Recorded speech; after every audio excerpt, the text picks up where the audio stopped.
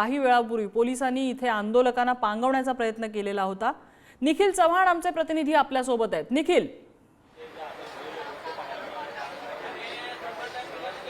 नक्कीच नम्रताजी, बदलापूर रेल्वे स्थानकामध्ये आपण आहोत आणि याच ठिकाणी आहे ते मोठ्या प्रमाणात गर्दी आज सकाळी हे आंदोलनकर्त्यांची जमलेली होती। आंदोलनकर्ते हे ट्रॅकवरती उतरलेले होते, परंतु आता या ठिकाणी पहिली रेल्वे आहे ती सकाळपासून बंद झाल्याच्या नंतर पहिली रेल्वे आता बदलापूर स्थानकामध्ये येताना पाहायला मिळते। अंबरनाथ पासून 7:16 ही जी लोकल आहे ती सोडण्यात आलेली होती, परंतु या ठिकाणी ही जी एक्सप्रेस गाडी आहे ती सर्वप्रथम या ठिकाणी आल्याचं आपल्याला चित्र आहे ते पाहायला मिळतंय। आज सकाळपासून कोणतीच गाडी या ट्रॅकवरून आहे ती गेलेली नव्हती, परंतु आता सर्वप्रथम ही ट्रॅकवरून हे इंजिन काढण्यात येत आहे आणि त्याच्यानंतर जी लोकल आहे ती देखील याच्यावरून धावणार आहे। मोठ्या प्रमाणात लोकांची गैरसोय झाली, कारण आज सकाळपासून बंद असलेलं बदलापूर स्थानक त्याचा पडता त्याचे संपूर्णपणे पडसाद आहे तर ते आपल्याला मध्य रेल्वेच्या संपूर्णपणे लाईनवरती पाहायला मिळाले। सीएसटी पासून नागरिकांची गर्दी आहे ती अंबरनाथ बदलापूरकडे येण्यासाठी मोठ्या प्रमाणात असून अंबरनाथ पर्यंत ज्या रेल्वे आहेत त्या चालवण्यात येत होत्या।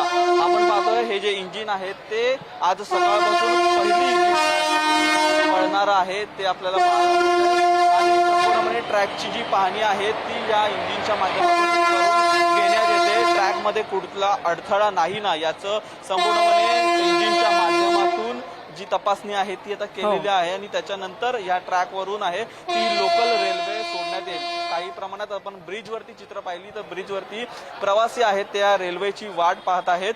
पोलिसांच्या माध्यमातून मात्र या ठिकाणी कडेकोट बंदोबस्त ठेवून कुठलाही आंदोलन करता या स्टेशन परिसरामध्ये येणार नाही याची सांगितलं। आपण सकाळपासूनचं चित्र बघतोय, मोठी दगडफेक झालेली होती ट्रॅकवरती, त्यामुळे ते थेट ट्रेन सोडणं हे शक्य नव्हतं, त्यामुळे हे इंजिन सोडण्यात आलेलं आहे। ट्रॅकची तपासणी झाल्यानंतर आता यानंतर ट्रेन्स या ठिकाणी येतील अशी माहिती प्रशासनाकडून देण्यात आली। निखिल, धन्यवाद या माहितीबद्दल।